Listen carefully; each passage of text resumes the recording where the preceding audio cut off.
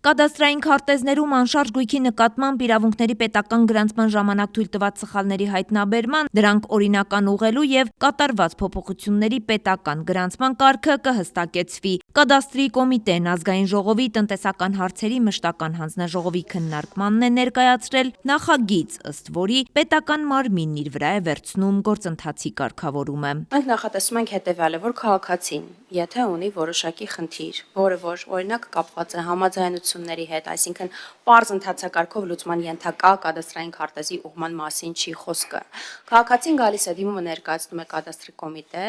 եւ կադաստրի կոմիտեն որպես վարչական մարմին, կրելով նաեւ պոզիտիվ պարտականություն ապահովելու քաղաքացիների ամբողջական սեփականության իրավունքի իրացումը, արկա խոչընդոտները վերացնելու բնականաբար օրենքի սահմաններում, արդեն վարույթի բոլոր գործողությունները, այսպես ասած, վերցնում է իր վրա։ Կան մի քանի հետաքրքիր առանձնահատկություններ, որոնք առանձնացված են։ Գոյություն ունի հենց բառի բուն իմաստով կադաստրային քարտեզի սխալ, այսինքն ոչ մեկի հողի սահմանները չի խախտել, հողազավթում չի իրականացրել, եւ դա էլ եւս նախագծով ամրագրել ենք, որ եթե կա այդ փաստակազմը, որ կառուցապատված հողամասի սահմանը համընկնում է հարևան հողամասի սահմանի հետ, անկախ նրանից, թե համաձայնությունները հավաքագրվում են վարչական վարույթի ընթացքում, թե չեն հավաքագրում, փաստակազմը բավարար է, որպեսզի վարչական մարմինը կարողանա որոշում կայացնի եւ կադաստրային քարտեզում իրականացնի համապատասխան սխալի ուղղում այն տվյալներով,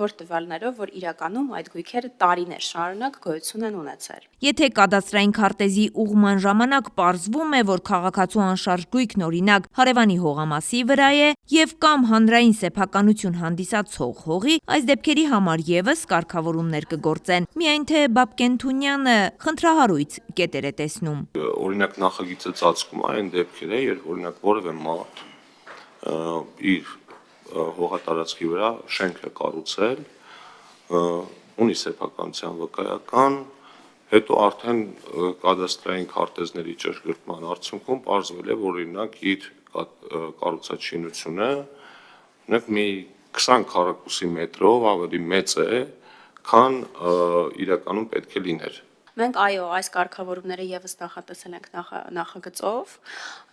բոլոր այն դեպքերի համար, թե ձեր նկարագրած, թե այն դեպքերի համար, երբ հարևանները տարբեր հողատարածքներ են օգտագործում, չիմանալով, որ իրականում իրենց հատկացված հողամասերը այդ հողամասերը չեն։ Երկար քննարկումներից հետո ի վերջո նախագիծը ստացավ դրական եզրակացություն։ Փոփոխություններ կան նաեւ հարկային օրենսգրքում։ Ֆինանսական հաշիվների փոխանակման մասին համաձայնագրին, որի շրջանակներում Հայաստանը ոչ ռեզիդենտների վերաբերյալ ֆինանսական հաշիվների վերաբերյալ տեղեկատվություն է փոխանակում այլ համագործակցող երկրների հարկային մարմիններին եւ փոխադարձ ստանում է նման տեղեկատվություն սեփական ռեզիդենտների մասին։ Մասնավորապես հարցեր են առաջացել ստանդարտին որոշակիորեն անհամապատասխանությունների կամ միջազգային ստանդարտից, որը որ ավերացվել է,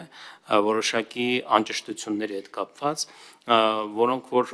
մեր ֆինանսական կազմակերպությունների մոտ, գործընկերների մոտ որոշակի անհասկացվածություն էին առաջացրել։ Նախագծի առաջին ընթերցումն առաջիկա նիստերի օրակարգում կընդգրկվի, երկրորդ ընթերցումն արդեն ընտրություններից հետո։ Ոչ հրապարակային ներդրումային ֆոնդերի մասնակիցների առավելագույն ներկայիս 49 թիվն առաջարկում են դարձնել 99։ Եթե ունենք ոչ հրապարակային ֆոնդ 49 մասնակիցների մասնակցությամբ, այս դեպքում եւ եթե ֆոնդի հավաքագրվելի գումարի մեծությունը որոշակի գումարի առումով մեծացել է արդեն, էական է մեծացել, այս դեպքում դա այսպես ասած տեղաբաշխվում է այդ 49-ի մեջ եւ այստեղ ներդրում իրականացնելու համար ավելի մեծ գումար է անհրաժեշտ։ Երբ որ մենք 49-ի շեմը բարձրացնում ենք 99-ի չափի, այս դեպքում արդեն շուրջ 2 անգամ ավելի մարդկանց են հնարավորություն տալիս, որպեսզի կարողանան ներդրումներ իրականացնել ավելի բնականաբար փոքր գումարով։ Օնլայն տիրույթում ապօրինի խաղատների դրանց գործունեության ու գովազդի արգելքի հետ կապված խնդիրը կարգավորելու նպատակով ՊԵԿ-ը նոր օրենսդրական նախագիծ է բերել։ Կստեղծվի օնլայն ռեսուրս, օնլայն հարթակ, որում ոչ միայն վերահսկող մարմինների լիազորությունների շրջանակում այլ նաև այլ գործընկեր կառույցներ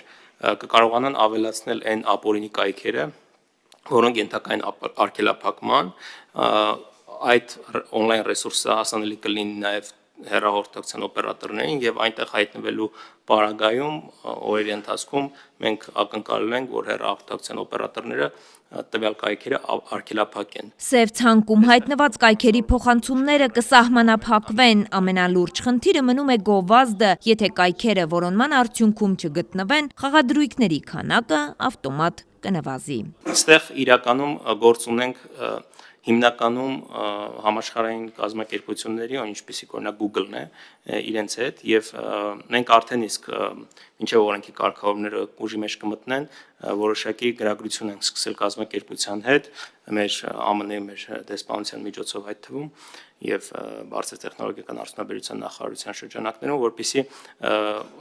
գործընկերների հետ փորձենք որոշակի ըմբռնում ձևավորել, որ Հայաստանում տվյալ տեսակի գովազդները արգելված են եւ այս կարգավորումները ուժի մեջ մտնելուց հետո շատ ավելի հստակ կարգավորված կլինի, որ օրինակ Google Ads-ի կողմից Հայաստանը թիրախավորել է խաղային գործունեության իմաստով արգելված գործունեություն է։ Արևիկ Սարդարյան, Արմալուր։